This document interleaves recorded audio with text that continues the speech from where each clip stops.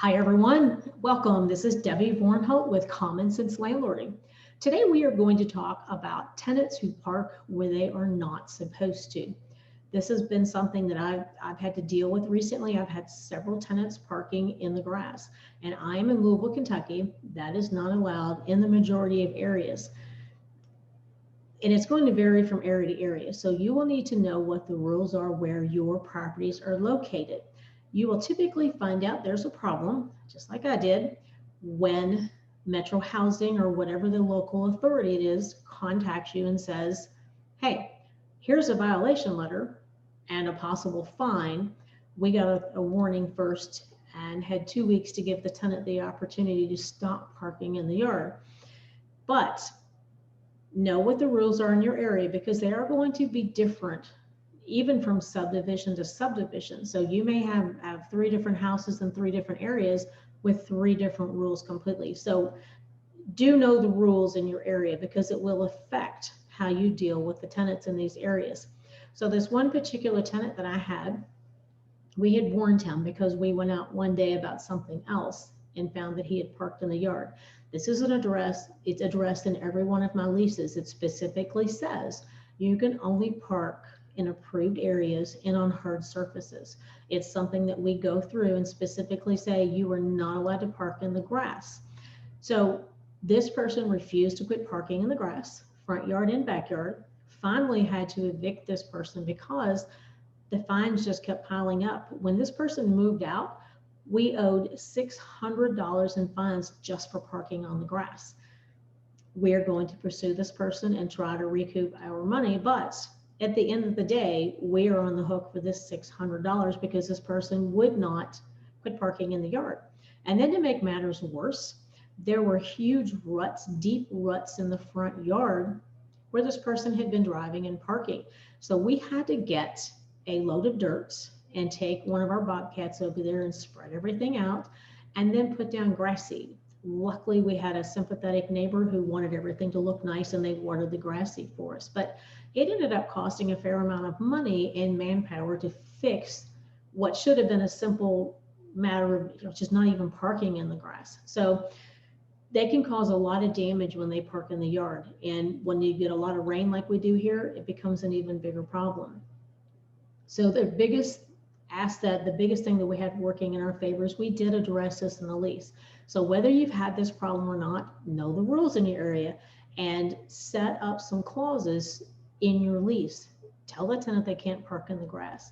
Say that they can only park, on paved surfaces, whatever the rules are. There are some areas you can't park on the street.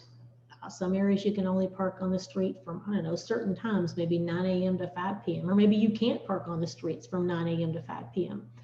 Again, know the rules because you cannot convey these things to your tenants if you yourself don't know what the rules are, and then you're going to end up getting in trouble. Be sure that you state that the tenant is responsible for any repairs that are needed. Be sure that you state that the tenant is responsible for any fines or fees that are levied.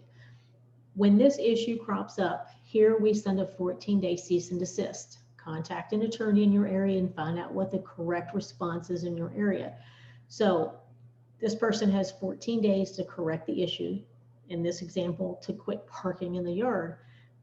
And then if this person parks in the yard again within 6 months, we can send over for an eviction. And that's exactly what happened here. We had to take a lot of pictures and things like that. This is also an issue that you need to be aware of if you have these rules in your area when you talk to people who apply for your property. One thing I always ask on the application is how many people will be living there and how many cars. We've got a couple houses that have a very short driveway. Maybe it's a double driveway and 2 people can park, or maybe it's just a single driveway, but it's not very long and only 1 or 2 people can park. If you rent to a family, let's say it's a husband, wife, or significant others, whatever the case is, and they have 2, 3, 4 kids, where are those cars going to park? If they are not allowed to park on the street all the time in your area or at all, and you can't park in the grass, where will they park? Do not assume that just because you have a garage, your tenants will park in the garage. They may use it for storage or whatever they do. So you can a lot of times identify a problem on the application. And I've had to turn people down if they couldn't park on the streets in a certain area and the driveway was very, very short. I mean, we can't make them use the garage. And even if they did, there's going to be nonstop pulling in, pulling out. So be sure that you address that. In here, technically speaking, you're only allowed to have 3 cars on the property. Metro Housing typically does not enforce that until it becomes a problem, and then they come down like a ton of bricks. And then you have a tenant with too many cars and nowhere to park them.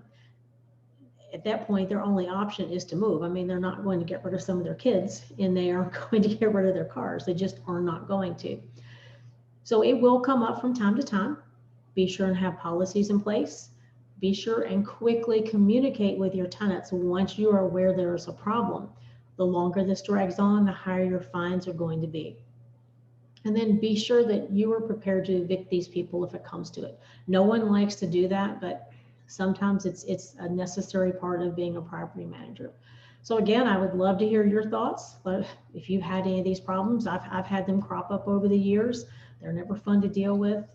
Sometimes the tenants are reasonable and stop, and sometimes they are not. So you can connect with me on my blog at commonsenselandlording.com.